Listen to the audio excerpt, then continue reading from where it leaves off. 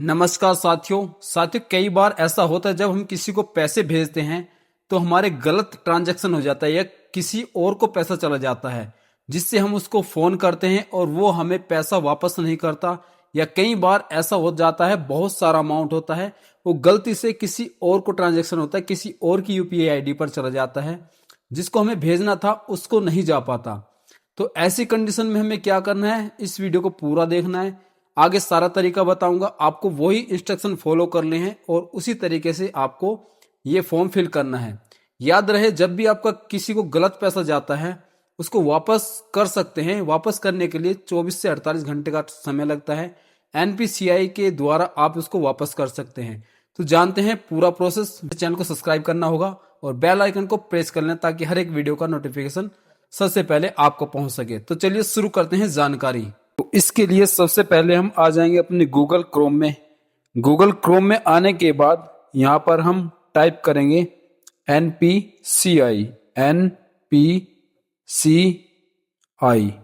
NPCI type करने के बाद NPCI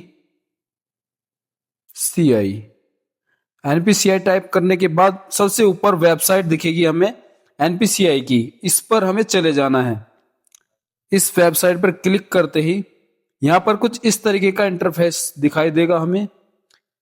यहाँ पर हम 3 डॉट पर क्लिक करेंगे और सबसे पहले ऊपर की तरफ देखें कस्टमर, और कस्टमर पर क्लिक करेंगे।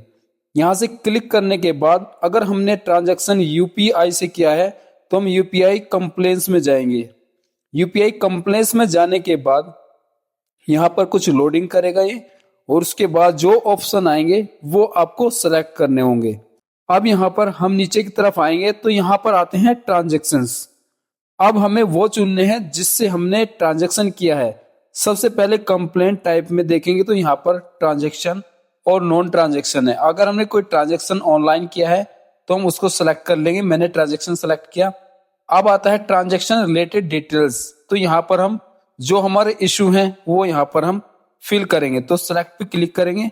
अब यहाँ पे हमने देखेंगे amount debit but not credit to beneficial account, यानी कि हमने जिसको भेजने थे पैसे उसको हमारे पैसे नहीं गए। इसके अलग हमने जिसको नहीं भेज रहा था उसको पैसा चला गया है। तो हम सबसे पहले फर्स्ट वाला ऑप्शन सेलेक्ट करेंगे। यहाँ पर कमेंट्स में अगर हमें हमें जो दिक्कतें आई है वो सब हम इस कमेंट के माध्यम से यहाँ पर फीड कर सकते हैं, कमेंट में डाल के। अब आता है ट्रांजैक्शन आईडी। जब हम कोई भी ट्रांजैक्शन करता है तो उसका हमारे पास मैसेज आता है, उसमें एक ट्रांजैक्शन आईडी शो होती है, वही हम यहाँ पर फिल कर देंगे। अब आता है ट्रांजैक्शन की डेट। जो भी हमारे ट्रांजैक्शन की डेट होगी, ये ध्यान रखिए कि ट्रांजैक्शन की डेट हमेशा हमारे 24 या 48 घंटे के अंदर की होनी चाहिए ताकि हम अपना अमाउंट वापस ले सके। वो हम यहाँ पर फिल कर देंगे। अब आता है रुपीज। कितने पैसे रुपए थे हमारे, वो रुपए यहाँ पर डाल देंगे। अगर पैसे थे तो पैसे भी यहाँ पर डाल देंगे। हम दोनों चीज अलग अलग डालनी है। अब जो हमारी ईमेल आईडी है जिससे हमारा कनेक्टेड यूपीआई है वो यहाँ पर ईमेल आईडी डाल देनी है। ये सब डालने के बाद यहाँ पर हम जाकर के सबमिट पर क्लिक कर देंगे। जैसे ये सबमिट पर क्लिक करेंगे तो ये फॉर्म हमारा सबमिट हो जाएगा एनपीसीआई के द्वारा। जो भी हमारा अमाउंट कटा है या जो भी हमारा गलत अमाउंट गया है किसी को भी, वो हमारा वापस आ जाएगा जिसको भी गया होगा।